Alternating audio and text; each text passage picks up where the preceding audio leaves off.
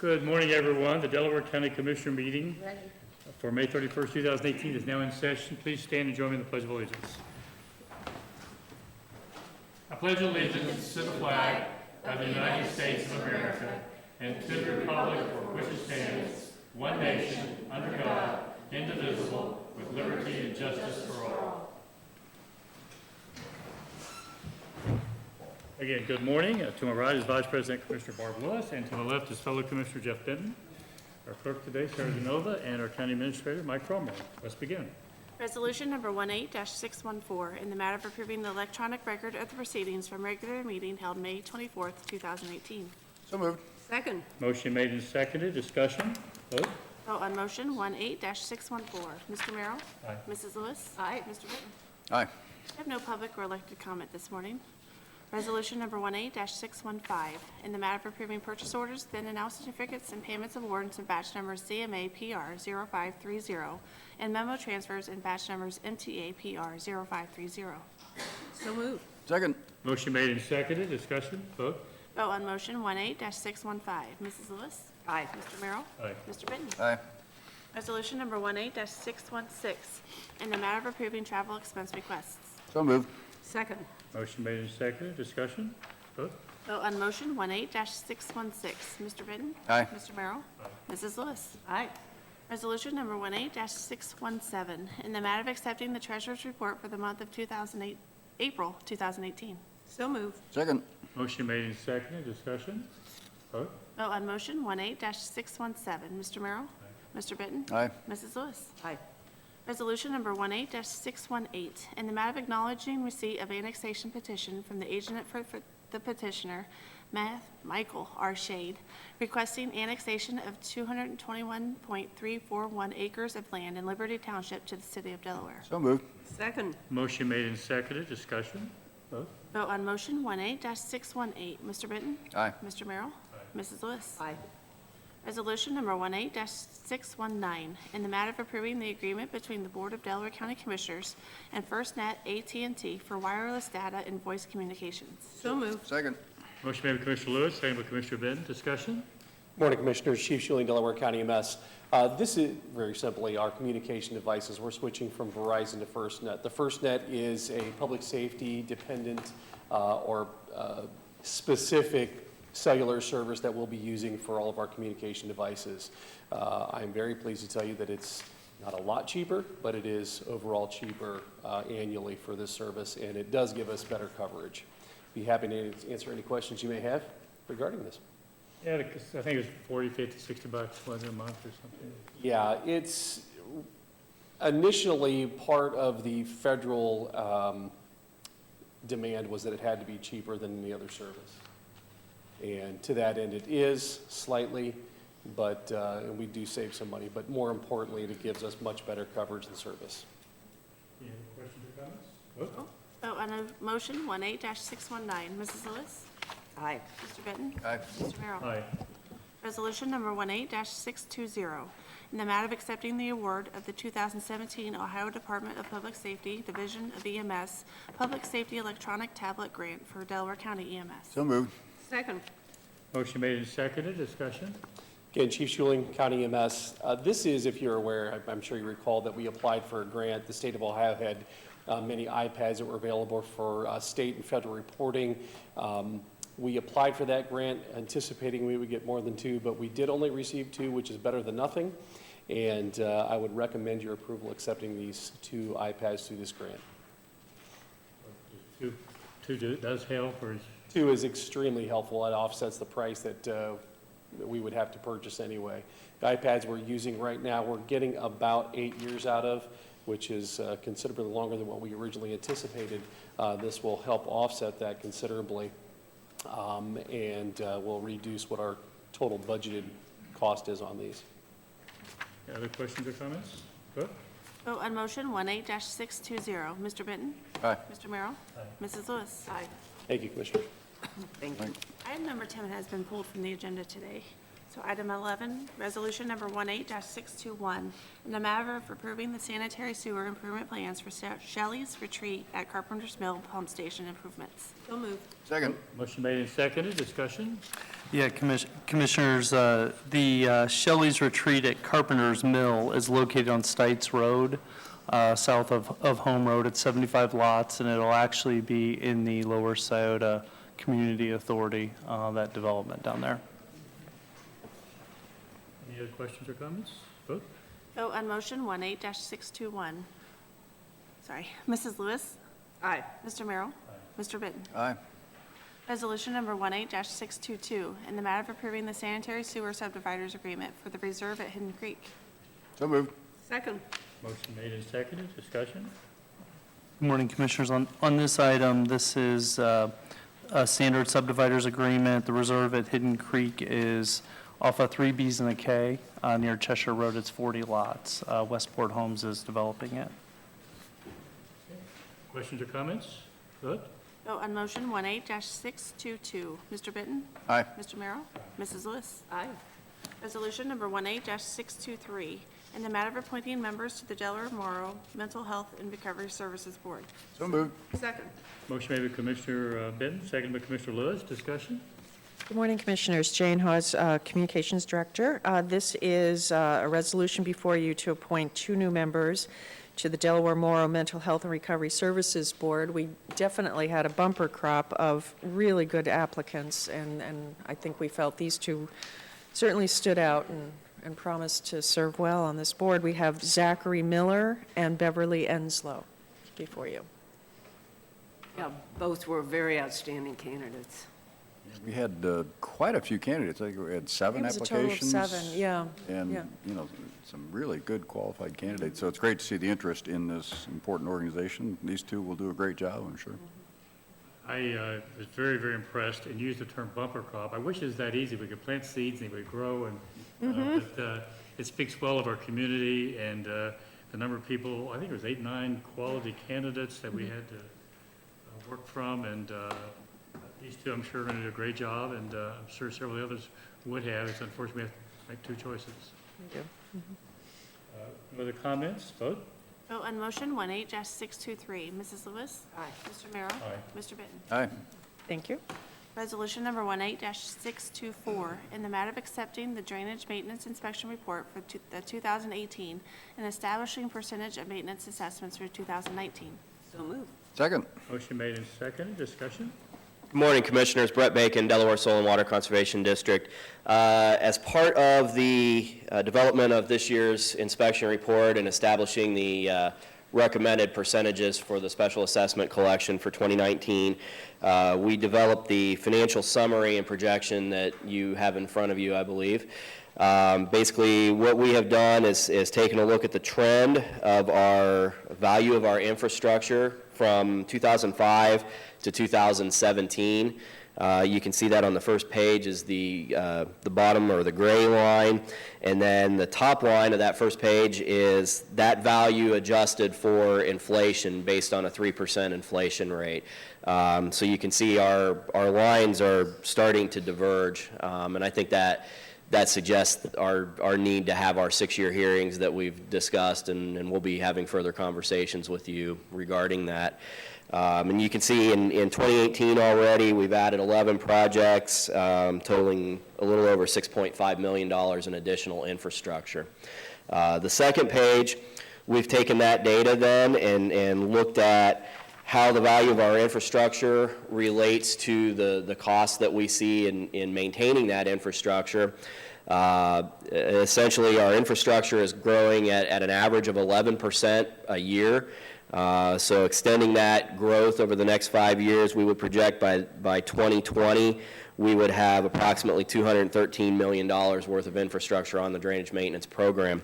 Our average costs, pretty consistently, and I was kind of surprised to see this average was as flat as it was, is somewhere between 0.5 and 0.7% of our total value of the infrastructure. So extending that same percentage costs over the next 5 years, we would project our costs would grow from $885,000 that we experienced in 2017 to approximately $1.5 million in 2020 again.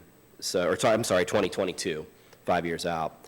We're currently sitting at about 6% of the actual value, that adjusted value of inflation, total balance of the total value of the infrastructure.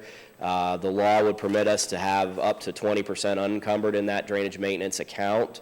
We would like to see that amount start to grow beyond that 6% up to, I think somewhere between 10 and 15% of the total value is probably the sweet spot. But we are starting to take a very hard look at the percentages that we're recommending to you and the costs that we're experiencing on those projects. So with regards to the inspection report itself, I'd be happy to answer any questions you would have or on the summary.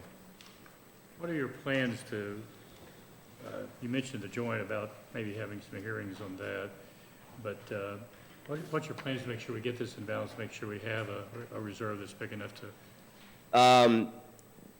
Continuing to do what we've started to do. I think in the last year, we've really started to take a harder look at the numbers, looking at our costs on a 5-year average instead of kind of our snapshot like we've done in the past, and just projecting those costs out over the next several years and making sure that we're growing the individual accounts at a rate that would achieve that for the individual accounts. And if we achieve that for the individual accounts, we'll achieve that for the overall program.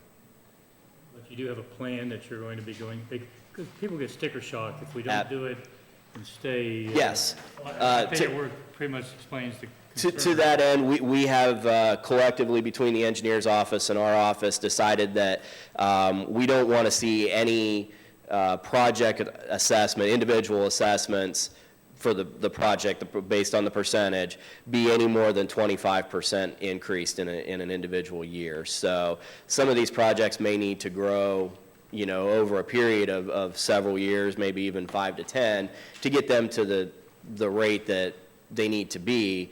But we're looking out that 5 to 10 years now. You understand my concern? Absolutely. Yes, absolutely. And I think that was definitely a discussion that we had internally of we agree with that. We don't want to do that either. Any other comments? Yeah, I studied each of the 500-plus petitions extensively, so I want to make that clear up front. I noticed you have some that are 30%. Mm-hmm. I mean, as high as 80-some%. Yeah. Why would some of them be? And those projects, Commissioner Benton, those would be those older projects with a very low original base value. And we've never conducted the 6-year hearing process on any of those projects. So we have some projects that were done in the late 50s, 60s, 70s, up into the 80s, where the base value that we set that percentage on is just not reflective of what the cost to do that work today is. We have some projects that are, if we do a 6-year hearing on them today, honestly, the base is probably $300,000 to $500,000, and we're sitting with a base to collect on of just under $90,000. So in order to actually get the money to do the necessary work, it takes a higher percentage of the base, but the actual dollar figures on those projects doesn't, we're collecting, I'll use an example. If we're collecting $400 from an individual parcel now, and that's based on an 80% assessment, if we adjust that value to the current value, that assessment could drop to 5 or 7%, for example. I think this kind of addresses Commissioner Merrill's comment, too, is Yes. playing catch-up with some of the older ones. Yes. And it is going to be a long process. I mean, we acknowledge that. I don't think any of us think that this is an overnight solution to growing that base. It's going to be a process, and then we're in step 1 of 20, hopefully. Is that done solely by you, or does the auditor's department involve themselves in doing the financial review with you, or how's that work? That's done solely by us in the engineer's office. So basically, this is what we just have on our, on the bench today, the financial summary and 5-year projection. Was that the summary that you gave just now? Yes, ma'am. Or is there, okay. Yeah, Just and so then we've got that. you're approving the actual inspection report and the collection percentages that are recommended for 2019. Okay. Well, you guys do a great job. It's Yeah. just, I think we're all very impressed with that, but this is an area that can get away from us if we're not on top of it. And Absolutely. you're reassuring us that we are, but I totally understand your concern, and it would be ours as well, and so that would be why we are paying much more attention to this than we have in the past, and that's not, I think the fact that we haven't paid that much attention in the past is not a fault of anyone or any office. I think it's just a reflection of the tremendous growth that we've seen in the program, and it's just to that point where we have to pay that close of attention to it. let me say it this way. I think we're all saying the same thing. Paying attention to it's a very general statement that doesn't say anything. Having a goal and a plan that we're going to do X by this date, I think would be reassuring to everybody involved. So it's something I would ask you to entertain, because that's such a general statement. We'd be sitting next year Yes. saying the same thing and really haven't improved the process. I have a question. Just one thing, you know, when you look at like you said, the program has started, there's been a lot of growth. I think as you project your system growth, I'd be careful using the percentages you've seen initially on the program, because I think it could give you a false sense, you know, as the system gets bigger, you're taking care of the more imminent drainage issues, and I just would be careful if you've experienced a 6-7% growth, that you're going to have that, you know, moving forward as the area develops, just as a baseline. So we can talk, you know, Absolutely. offline a Absolutely. little We bit more about that. welcome that. We've seen that in the sewer system as it gets bigger and things like that. We still have a lot of growth, but the percentages start to trend down a little bit, so. Absolutely, and I would definitely acknowledge that, you know, when we started looking at these numbers this year, obviously this is the first year that we've looked at it in this fashion, and I went into it with the idea that 1 year of data is probably not enough to start making hard trends or making decisions based on. So I'm anxious, I'm excited to take a look at this in the same fashion next year and the year after that, and really start to see how our trends start to play out. Yes. Do you have any idea how petitions come to you? Is it through word of mouth?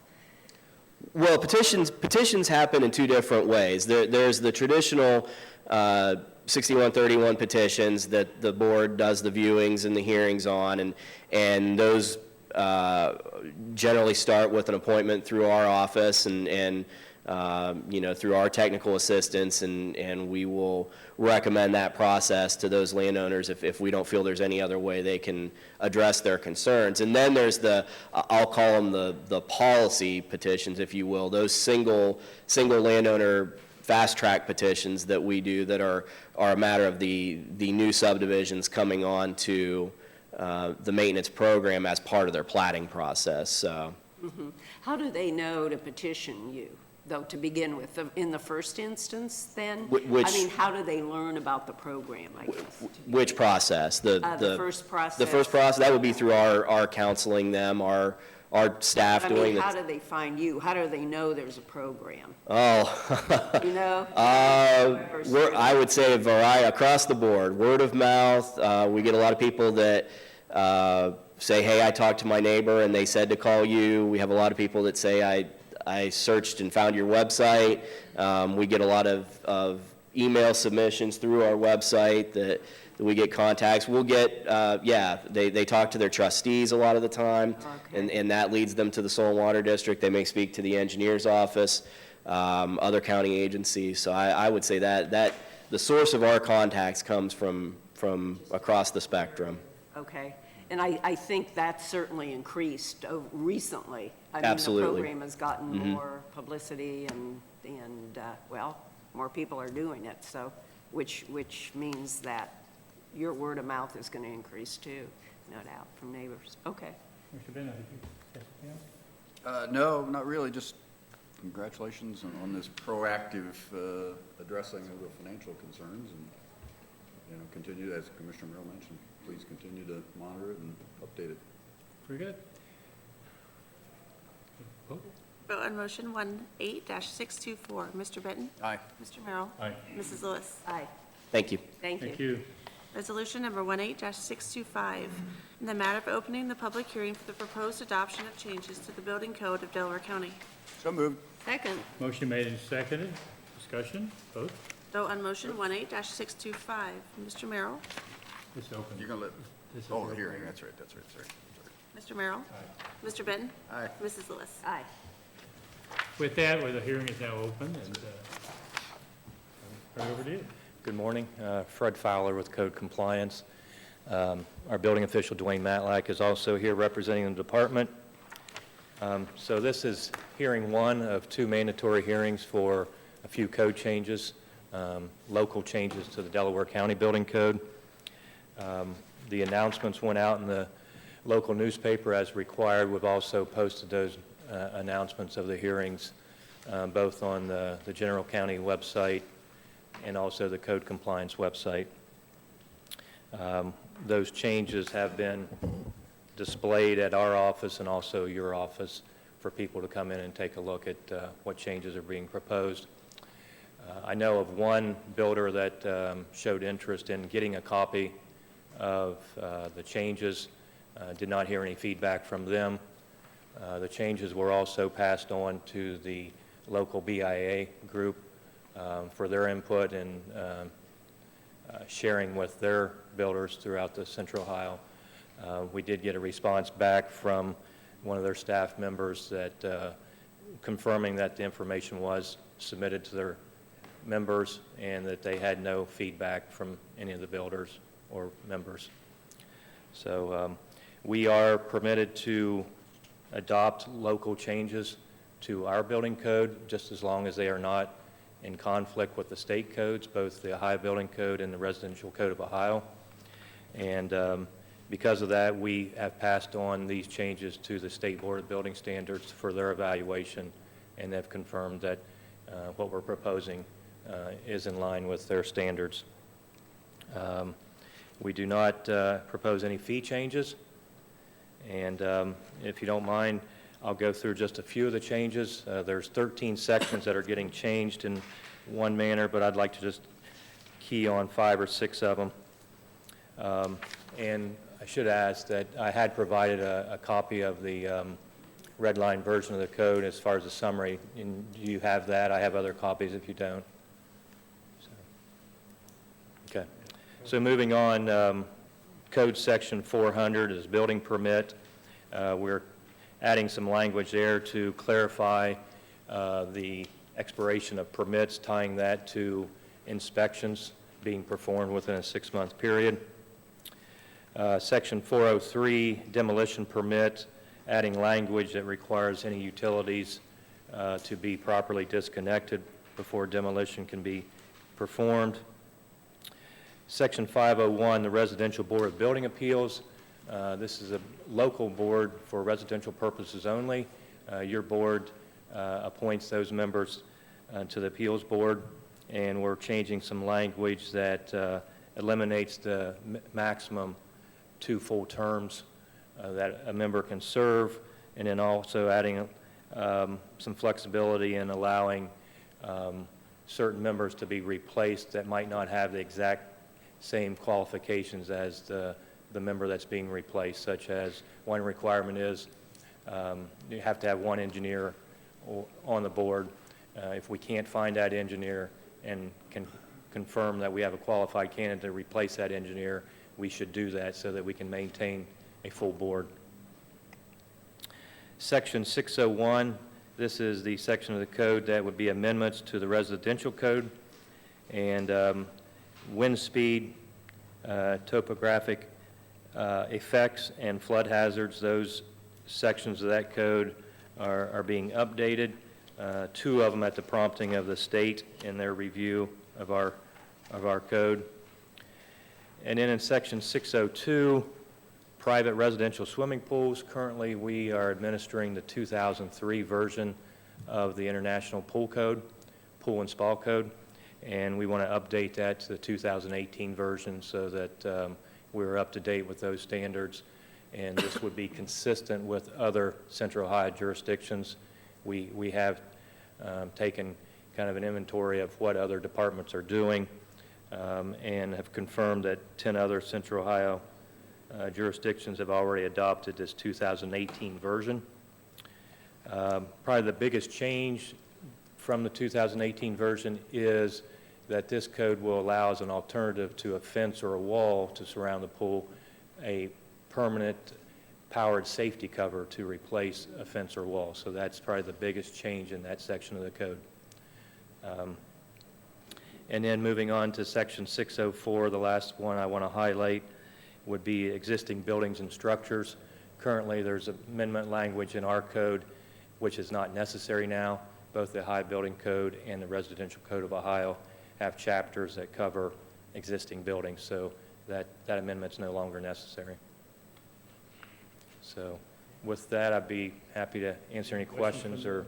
Yeah, when I read this, I had never heard of a powered safety cover for swimming pools. Yes.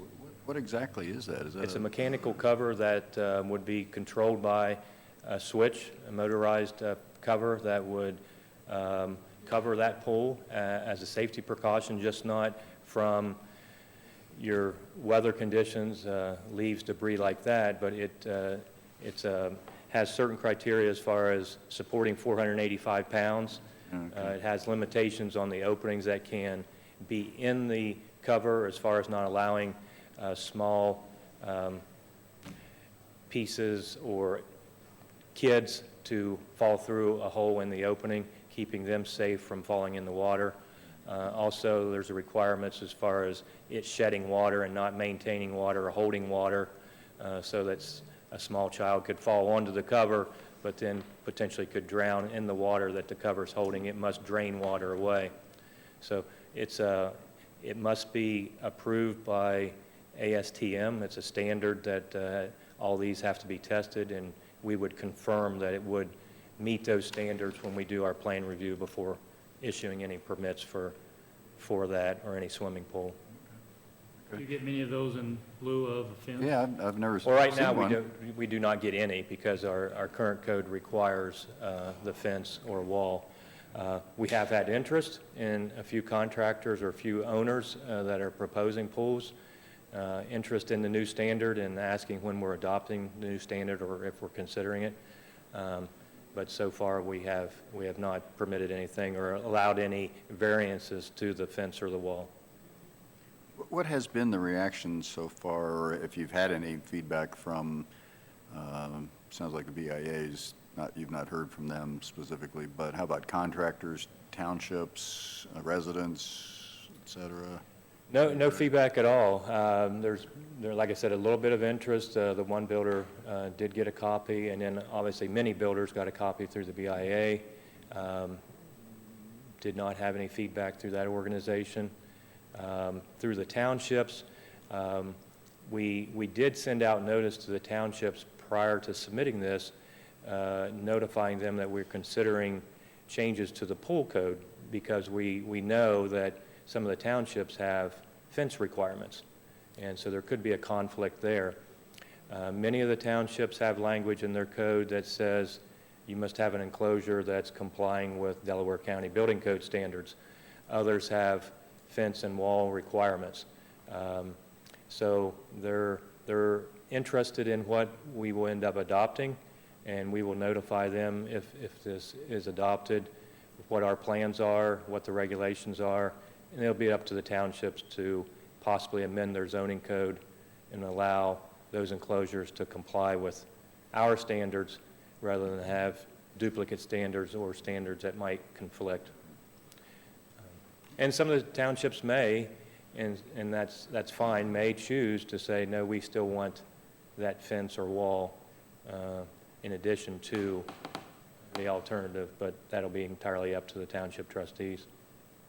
So I take it then that if they did want to go in accordance with us, like on the pool, they could certainly do that, but it would have to at least maintain our standards. I mean, it could be something that would be more strict, like they could keep the requirement in.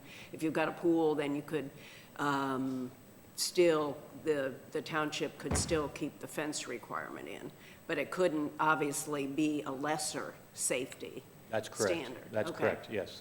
Yes. And then you are governed by the state of Ohio as far as, you mentioned Residential Code of Ohio and Ohio Building Code? Yes. That is the final word. There aren't any federal regulations No. on this, okay? No, there are You've federal got enough- regulations for the floodplain, but not the building code. Oh, but not, And okay. these changes, as I said, are just part of the local jurisdiction code. And it's only a 14-page document that covers permit requirements, fees, administrative processes, Board of Building Appeals.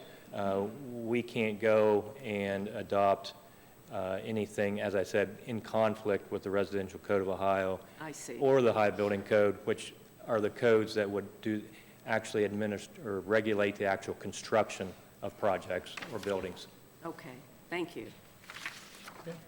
Is there anyone else here who would like to speak in support or non-support of these changes?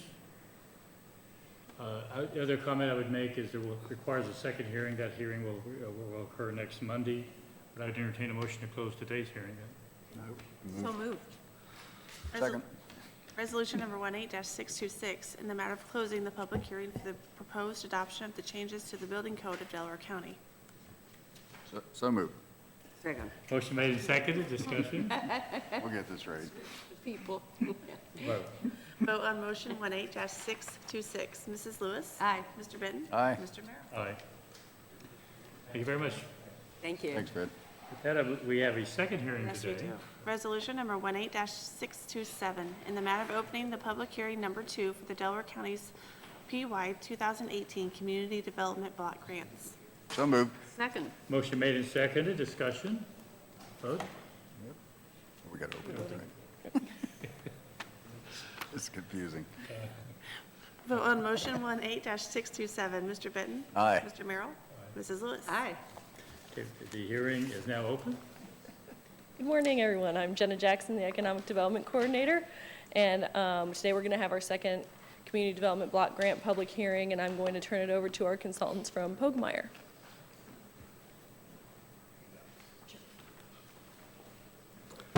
Good morning. Paul Tepaneka, Pogemeyer Design Group. We're your consultant for the Community Development Block Grant Program that you receive.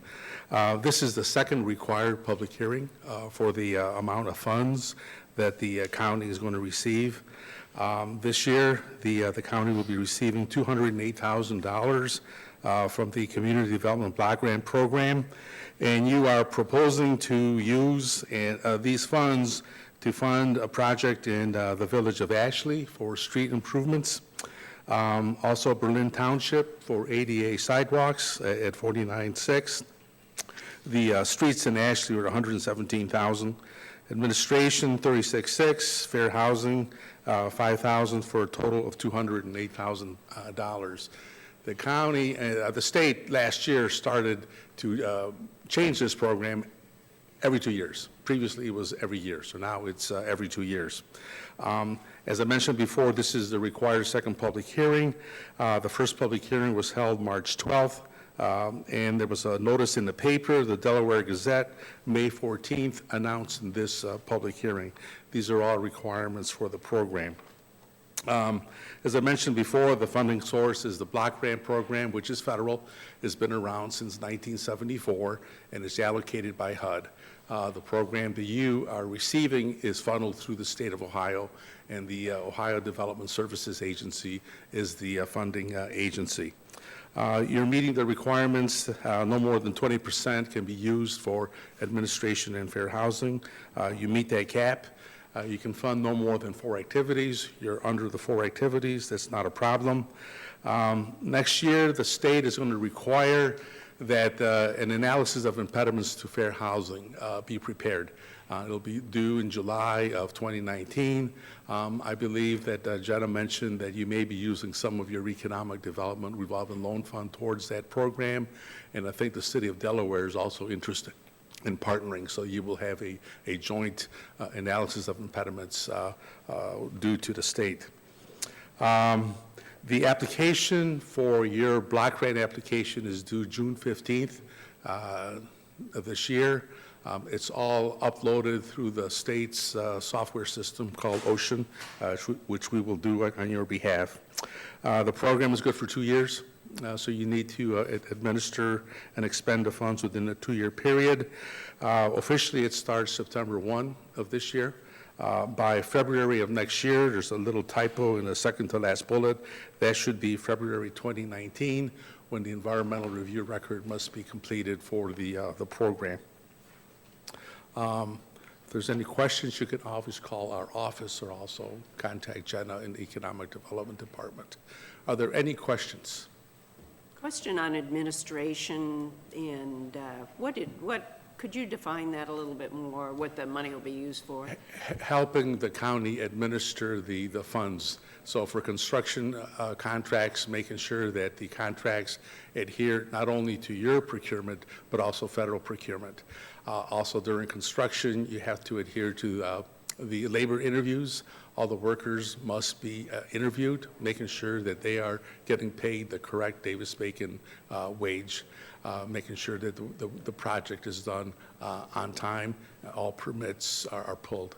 All the work has to be procured by the county on behalf of the communities that you're funding.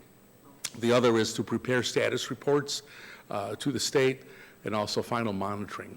So when the projects are done, the state will come over, take a look at the projects, take a look at the project files, making sure that all the documentation is in place. And also for fair housing, we have to provide information about the fair housing requirements, ideally at locations where projects are going to be held. So we have brochures, we have videos that we provide to at least publicize the fair housing requirements.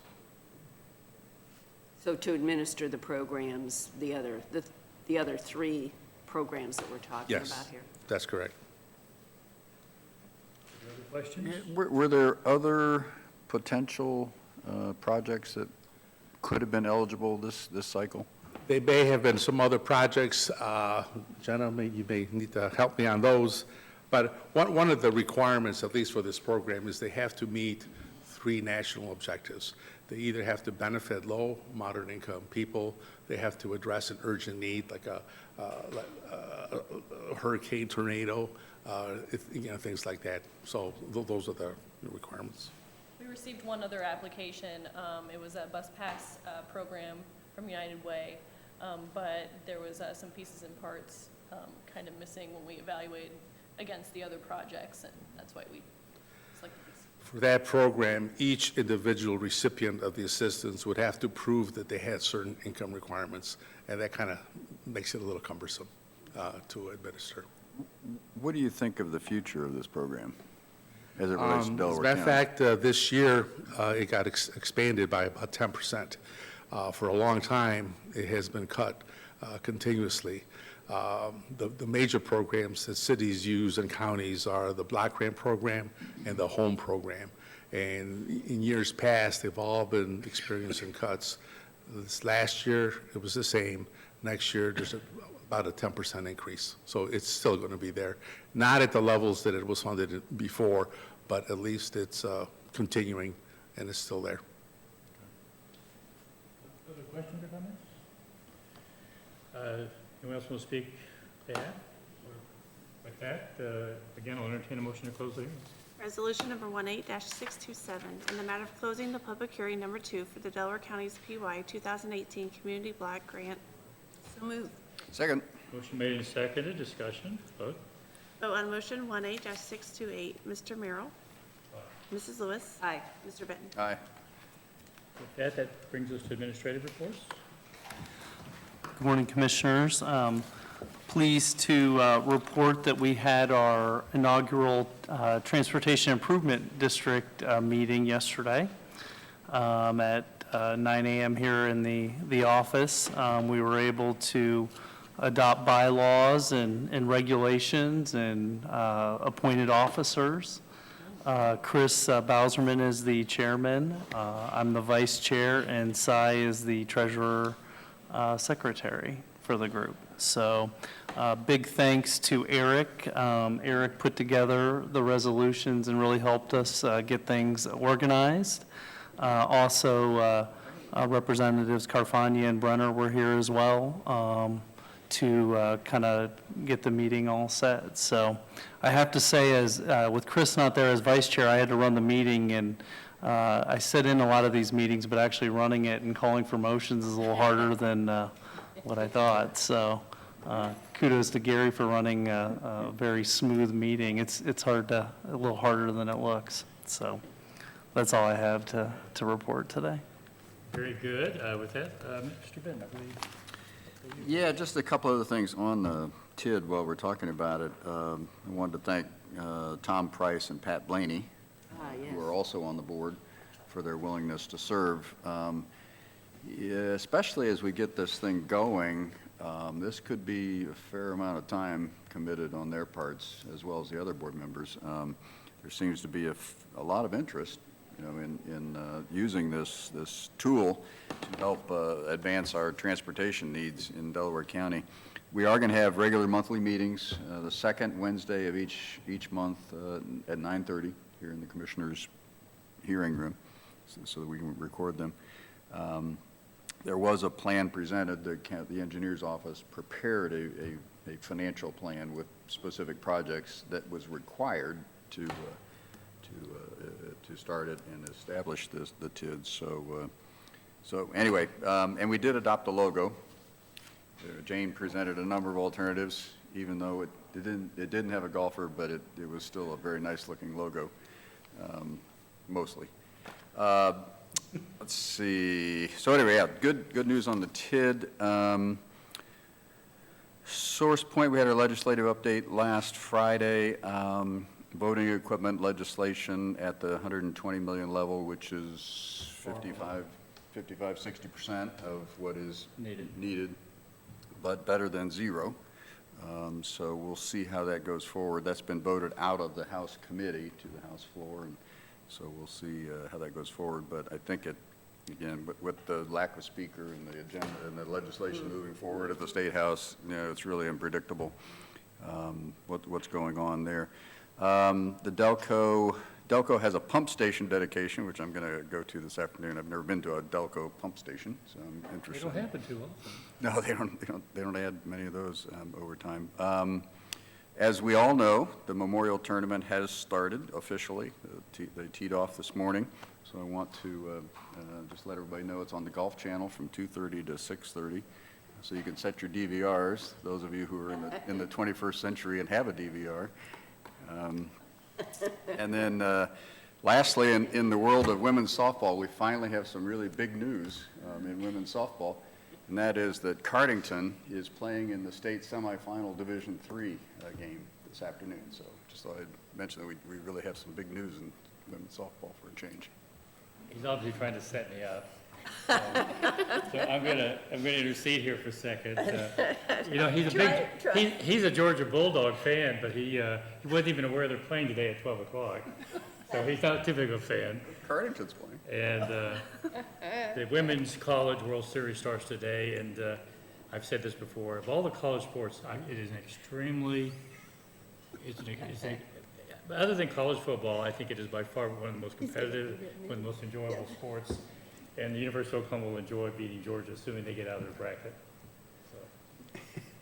So, with that, I'll let you, then I'll come back to me. Okay, all right, then you're, okay. Memorial Day was a beautiful day, and a lot of great Memorial Day services, parades. I was in Radnor for their parade, and then they had then we go to the cemetery, which is pretty much right there in the center of town, and some really stirring speeches, and the Buckeye Valley Alumni Band was there, and they do a great job every year. And then went over to Galena for their memorial service, and then we went over to the cemetery there. So it was a good day. And Just wanted to call everyone's attention to, we received notice a couple weeks ago of a Donate a Fan program, and this is the Delaware County Office of Homeland Security and Emergency Management, in coordination with People in Need in Delaware County, are asking for donations, and they capitalize this, of new box fans. I can imagine, well, no, I can't, well, evidently they've gotten some old box fans, but they don't want those. All fans collected will go to Delaware County residents that are served by People in Need.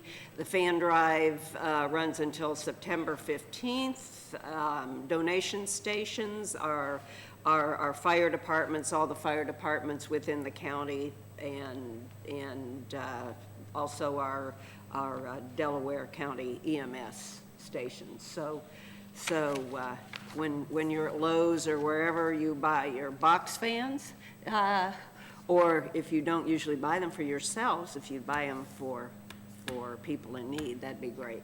And that's it. Thank you. To tag on to Commissioner Ben's comments about the TID, I'd just like to say thank you to Rick Kerfon and Andy Brenner, who on very short notice had to set this meeting up. And Andy had to set it because he's the senior elected official. And they deserve a special shout out for doing this in very, very short notice. And I was privileged Monday to the Oak Grove Cemetery to be opportunity to speak. I'd say there's about 200 people there, a beautiful day. And it was a wonderful event. I enjoyed being part of it, being privileged to be part of it. And again, as we said last week, Memorial Day is a special day, and taking a second to remember those who have served our country and gives us the freedoms that we enjoy today. Unfortunately, I think we too often take that for granted. The only other thing I have is regional planning is tonight. Tonight. And so I will be there, and more than likely the other commissioner will be there as well. I will be there. I don't want to put them on the spot. I'll be there. I'm trying to get myself out of that. But with that, I do believe we have need for executive session. We do. Resolution number 18-629, in the matter of adjourning into executive session for consideration of employment or compensation of a public employee or public official for collective bargaining. So moved. Second. Motion made and seconded. Discussion. Vote. Vote on motion 18-629. Mr. Benton? Aye. Mr. Merrill? Aye. Mrs. Lewis? Aye. With that, we are now in executive session.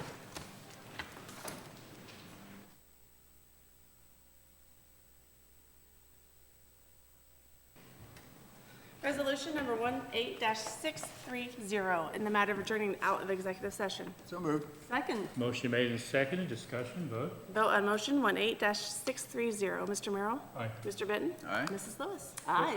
No other business to bring before us. We are adjourned.